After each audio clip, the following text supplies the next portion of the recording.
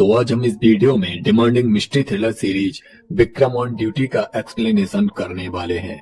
इस सीरीज में कई सारे मिस्टीरियस मर्डर्स के केसेस दिखाए गए हैं। इस सीरीज में टोटल 90 प्लस एपिसोड्स हैं। तो चलिए आज हम इस वीडियो में इस सीरीज के फर्स्ट पार्ट को शुरू करते हैं। सीरीज की स्टार्टिंग में हम सिरसा नाम की एक लड़की को देख पाते हैं, जिसकी फैमिली में उसका अपना कहने वाला सिर्फ उसके दादू ही थे, जो काफी बीमार भी रहते थे। पर सिरसा हैदराबाद में जॉब किया करती थी, इसीलिए आज सुबह 4 बजे वो अपने गांव से हैदराबाद जाने के लिए बस स्टैंड पर आती है। अब उस टाइम पर पूरा बस स्टैंड सुनसान पड़ा हुआ था। तभी एक फीमेल स्वीपर सिरसा के पास आती है और उसे पास में खड़ी एक बस की तरफ इशारा करते हुए कहती है कि वो बस हैदराबाद ही जाएगी, इसलिए वो उस बस में जाकर बैठ जाए। सिरसा जैसे उस बस में जाकर बैठती है तो पीछे से एक आदमी आकर सिरसा के सर पर बोतल मारता है, जिससे उसके सर से ब्लड निकलने लगता है। उसके बाद वो अननोन पर्सन सिरसा को खींचकर अंदर ले जाता है और उसे बुरी तरह से मारने लगता है। उसके बाद उसका रेप करके वहां से चला जाता है। जब सुबह के 6 बजते हैं तो उस बस स्टैंड पर काम करने वाली एक लड़की आकर बस के अंदर अधमरी हालत में सिरसा को देखकर चिल्लाती हुई बस स्टैंड के मैनेजर के पास आती है और तब वो पुलिस को इन्फॉर्म करते हैं। पुलिस मौके पर पहुंचकर सिरसा को तुरंत हॉस्पिटल में एडमिट कराती है और ये न्यूज सारी जगह पर हवा की तरह फैल जाती है। पुलिस हर जगह पूछताछ शुरू करती है, पर उन्हें क्रिमिनल की कोई भी जानकारी नहीं मिल पाती है और इसी वजह से कमिश्नर इस केस को लीड करने वाले इंस्पेक्टर पर गुस्सा करते हैं, क्योंकि मीडिया और सीनियर्स का प्रेशर उन पर बढ़ता ही जा रहा था। और इसी को देखते हुए कमिश्नर इस केस को हंट को देने के बारे में सोचते हैं। हंट एक टीम थी जिसको विक्रम नाम का ऑफिसर लीड करता था, पर कुछ टाइम पहले एक केस में विक्रम ने एक लड़के को शूट किया था और उसकी मां ने विक्रम के खिलाफ केस कर दिया था, जिसकी वजह से उसे सस्पेंड कर दिया गया था। पर फिर भी इस केस की गहनता को देखते हुए कमिश्नर विक्रम को ये केस इन्वेस्टिगेट करने का फैसला करते हैं। पर विक्रम अपने माता पिता के साथ घर पर घरेलू कामों में बिजी था और जब भी कमिश्नर उसे कॉल करके बात करने की कोशिश करते थे तो वो रॉन्ग नंबर बोलकर कॉल कट कर देता था। यहाँ पर विक्रम के बारे में एक बात और जान लेते हैं कि विक्रम बहुत कंजूस टाइप का बंदा था। अब कमिश्नर के बार बार कॉल करने की वजह से वो उनसे मिलने उनके ऑफिस आता है, जहां पर वो उसे सिरसा रेप केस को सॉल्व करने के लिए कहते हैं। पर क्योंकि विक्रम अभी तक अपने उस इंसिडेंट से बाहर ही नहीं आ पाया था और कमिश्नर ने ही उसे सस्पेंड भी किया था, तो वो इस केस को लेने से उन्हें मना कर देता है और वहां से चला जाता है। जहां रास्ते में उसके एक फ्रेंड की उसके पास कॉल आती है, जिसे ओ नेगेटिव ब्लड चाहिए था क्योंकि उसका एक्सीडेंट हो गया था और विक्रम का ब्लड ग्रुप ओ नेगेटिव ही था, इसीलिए वो उसकी हेल्प करने के लिए हॉस्पिटल चला जाता है, जहां पर वो देखता है कि पब्लिक पुलिस के अगेंस्ट प्रोटेस्ट कर रही है और सिरसा रेप केस में उन्हें भी दोषी ठहरा रही थी, क्योंकि इतने दिन होने के बाद भी वो क्रिमिनल के बारे में कोई भी जानकारी इकट्ठा नहीं कर पाए थे। उसे पकड़ना तो दूर की बात थी और विक्रम को पब्लिक का ये गुस्सा जायज भी लग रहा था, क्योंकि एक मासूम लड़की के साथ बहुत ही हीनियस क्राइम हुआ था और वो इस टाइम पर जिंदगी और मौत के बीच लड़ रही थी। साथ ही विक्रम वहां पर सिरसा के रोते हुए दादू और सिरसा को भी देख पाता है और तब उसे रियलाइज होता है कि उसे अपना ईगो साइड में रख के सिरसा के केस को इन्वेस्टिगेट करना चाहिए। इसीलिए वो नेक्स्ट डे कमिश्नर के पास आता है और कमिश्नर उसे सिरसा केस की फाइल देकर इन्वेस्टिगेट करने के लिए कहते हैं। पर तभी कमिश्नर के पास एक कॉल आती है और उन्हें पता चलता है कि जिस लड़के के एनकाउंटर का केस विक्रम पर चल रहा था, उसकी माँ सावित्री ने कोर्ट से विक्रम की ड्यूटी रिज्वाइन करने से स्टे ऑर्डर ले लिया है और इसलिए विक्रम अपनी दोबारा ड्यूटी ज्वाइन नहीं कर सकता है। वहां से निकलते टाइम सावित्री विक्रम से कहती है कि उसने उनके बेटे की जान ली थी, इसीलिए वो जीते जी उसे कभी भी वर्दी तो पहनने नहीं देगी। दूसरी तरफ हम एक पुलिस स्टेशन में संतोष नाम के लड़के को देख पाते हैं, जो अपने छोटे भाई अशोक की मिसिंग की रिपोर्ट लिखाने आया था।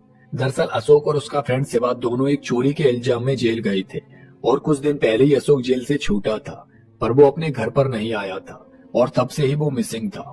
संतोष को शिवा पर शक था कि उसने ही अशोक के साथ कुछ गलत किया होगा। उधर विक्रम को कमिश्नर दोबारा अपने ऑफिस बुलाते हैं और उससे कहते हैं कि वो अनऑफिशियली यानी बिना वर्दी के सिरसा के केस को इन्वेस्टिगेट करे। इसके लिए वो उसे एक नई टीम बनाने के लिए कहते हैं और इस हंट टीम में विक्रम को एक हेड कांस्टेबल रामाराव, एक सब इंस्पेक्टर अखिला और एक टेक गाय अली जफर मिलता है। वो सब नेक्स्ट डे हंट ऑफिस में इकट्ठा होते हैं और विक्रम सिरसा रेप केस को ब्रीफ करता है और उसके बाद वो लोग सिरसा से मिलने हॉस्पिटल आते हैं, पर डॉक्टर बताते हैं कि सिरसा इस टाइम पर कोमा में चली गई है और फॉरेंसिक एक्सपर्ट विक्रम को बताती है कि सिरसा के शराब की बोतल को सर में मारने से ब्रेन टिश्यू डैमेज हो गए हैं और क्रिमिनल ने बहुत ब्रूटली उसका रेप किया है। हालांकि डॉक्टर ने सीमेन सैंपल तो कलेक्ट कर लिए थे, पर उनके पास कोई भी ऐसी सस्पेक्ट लिस्ट ही नहीं थी जिससे वो उसे मैच करा सकते। विक्रम उसे श्योर करता है कि वो जल्दी ही सस्पेक्ट ढूंढकर उनके सामने लेकर आएगा। उसके बाद वो लोग क्राइम स्पॉट पर आते हैं, जहां विक्रम अली को वहां पर मौजूद सारे सीसीटीवी फुटेजेस को चेक करने के लिए कहता है और वो खुद वहां के लोगों से पूछताछ करने लगता है, जिससे विक्रम को पता चलता है कि बस स्टैंड के मैनेजर ने ही सबसे पहले पुलिस को कॉल की थी, पर पुलिस के आने से पहले वहां पर मीडिया आ चुकी थी। पता नहीं उन्हें किसने खबर दे दी। साथ ही वो बस लास्ट 1 वीक से वहीं पर रिपेयर के लिए खड़ी हुई थी।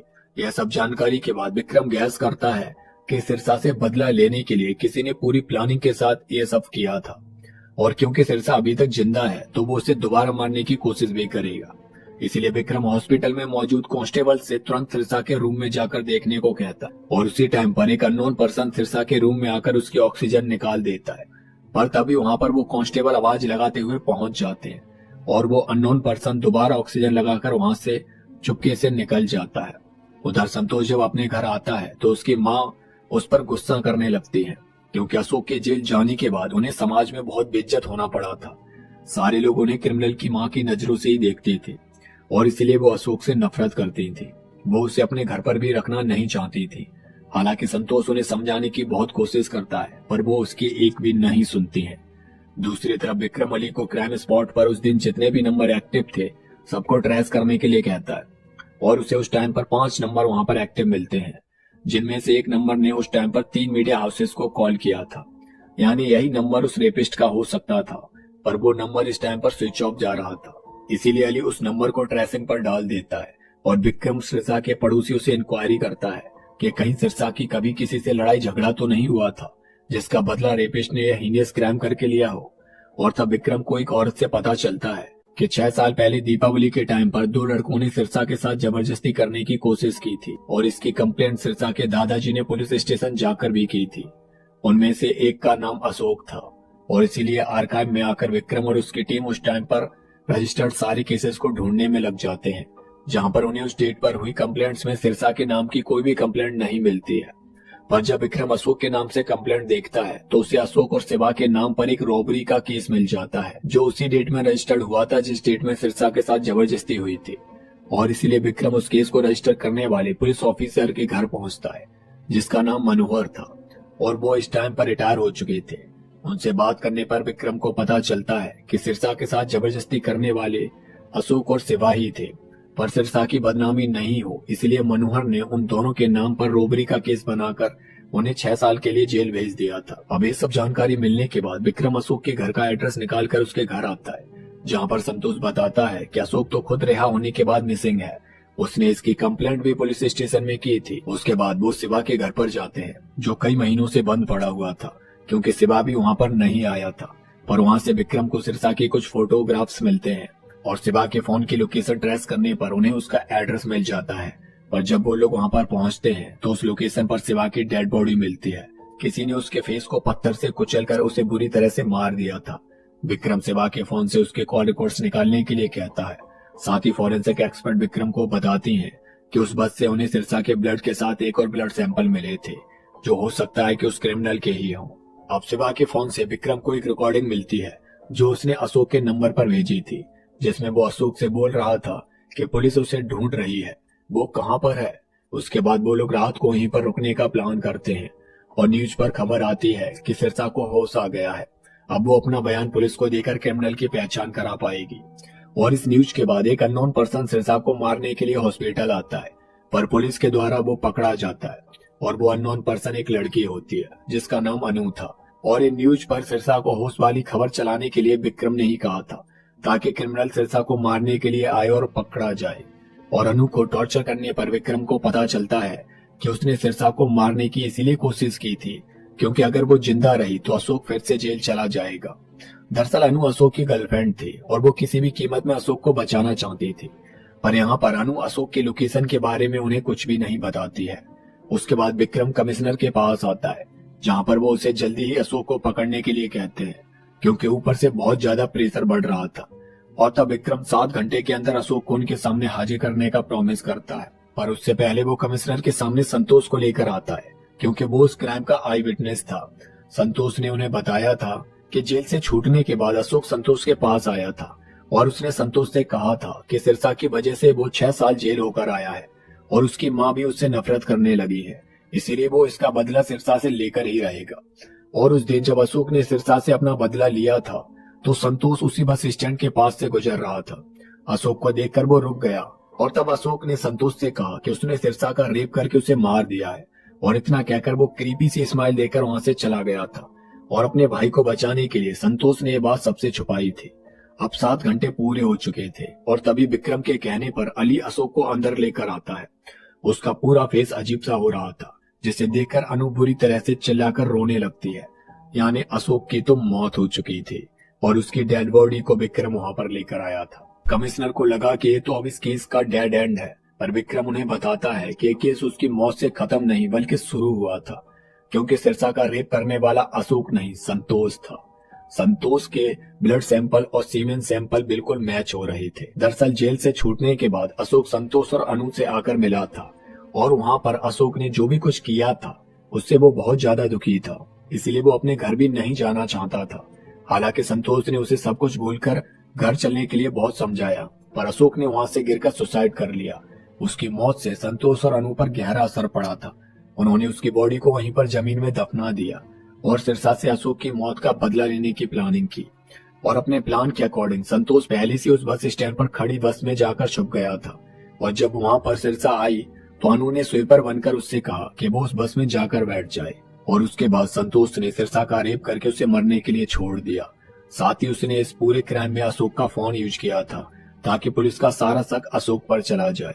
और क्योंकि अशोक तो पहले से ही मर चुका था तो पुलिस को वो कभी भी नहीं मिल सकता था। इतना ही नहीं, उनके इस क्राइम के बारे में जब शिवा को पता चला था तो उन्होंने मिलकर शिवा को भी बुरी तरह से मार दिया था ताकि उनका ये सच कभी भी बाहर नहीं आ सके। और संतोष के सब कुछ कबूल करने के बाद विक्रम उसे बताता है कि सिरसा को होश आ गया है और उसके बयान के बाद उन दोनों को कोई भी जेल जाने से अब नहीं बचा पाएगा। इस तरह से विक्रम और उसकी पूरी टीम हंट इस केस को सॉल्व कर देते हैं।